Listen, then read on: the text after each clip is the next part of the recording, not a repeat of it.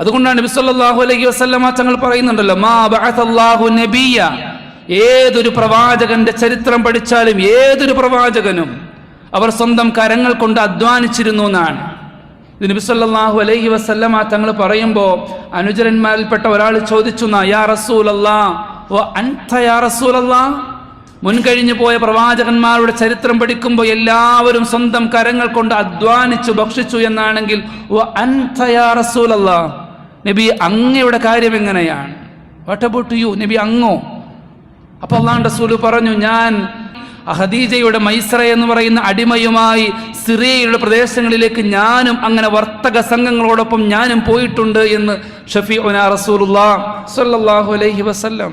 വലിയ ലാഭവുമായി വരുമ്പോൾ ആ കച്ചവടത്തിൽ ഹബീബായ റസൂലുള്ളാഹി സ്വല്ലല്ലാഹു അലൈഹി വസല്ലമ താൻ കാണിച്ച മാന്യത, അതിൻ്റെ രീതികൾ, അതിൻ്റെ സ്വഭാവ മഹിമകൾ, അതെല്ലാം കൃത്യമായി ഖദീജ ബീവിയോട് മൈസറത്ത് വന്നിരുന്നു പറഞ്ഞു എന്നാണ്. പുസ്തകങ്ങൾ പറയാൻ, ഞാനും അങ്ങനെ കച്ചവടത്തിലായി എൻ്റെ കരങ്ങൾ കൊണ്ട് അധ്വാനിക്കുന്നു സ്വഹാബ എന്ന് ഷഫീഉനാ റസൂലുള്ളാഹി സ്വല്ലല്ലാഹു അലൈഹി വസല്ലം.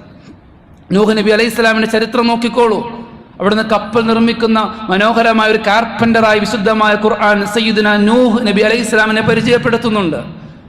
സയ്യിദുന ആദം നബി അലൈഹി സ്വലാമിന്റെ ചരിത്രം പഠിക്കുമ്പോൾ ഏറ്റവും നല്ല കർഷകനാണെന്ന് ഷഫീഉനാ റസൂലുള്ളാഹി സ്വല്ലല്ലാഹു അലൈഹി വസല്ലമ തങ്ങൾ ആദം നബിയെ പരിചയപ്പെടുത്തുന്നത് കാണാം.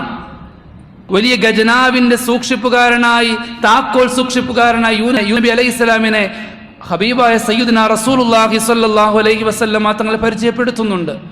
ഏതൊരു പ്രവാചകന്റെ ചരിത്രം പഠിക്കുമ്പോൾ നാം കാണുന്നത് സ്വന്തമായി അധ്വാനിച്ച് തൊഴിൽ നേടിയിരുന്നു എന്നാണ്.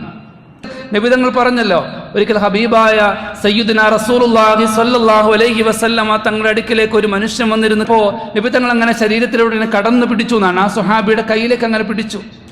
വലിയ തഴമ്പ് വച്ച ആ ശരീരത്തിലേക്ക് ഇങ്ങനെ പിടിച്ചപ്പോൾ തഴമ്പ് കൊണ്ട് അങ്ങനെ പൊട്ടി ഒലിക്കുകയാണ്. അള്ളാഹുവിന്റെ പരിശുദ്ധ റസൂൽ ആ മനുഷ്യന്റെ കൈയെടുത്ത് ഇങ്ങനെ ചുംബിച്ചിട്ട് പറഞ്ഞു എന്നാണ്, ഈ മനുഷ്യന്റെ കരങ്ങൾ കൊണ്ട് ആ മനുഷ്യന്റെ മുഴുവൻ പാപങ്ങളും പൊറുക്കപ്പെടുന്നു എന്ന് ഷഫീഉനാ റസൂലുള്ളാഹി സ്വല്ലല്ലാഹു അലൈഹി വസല്ലം. അതിൽ കാണിക്കപ്പെടുന്ന ആത്മാർത്ഥത ആ മനുഷ്യന്റെ ത്യാഗത്തിന്റെ പ്രതിഫലമാണ്. ചില തിന്മകൾ പോലും സ്വന്തം കുടുംബത്തിന് വേണ്ടി അധ്വാനിക്കപ്പെടുന്ന വിയർപ്പ് തുള്ളികൾ കാരണമായി മാത്രമേ പൊറുക്കപ്പെടൂ എന്ന് ഷഫീഉനാ റസൂലുള്ളാഹി.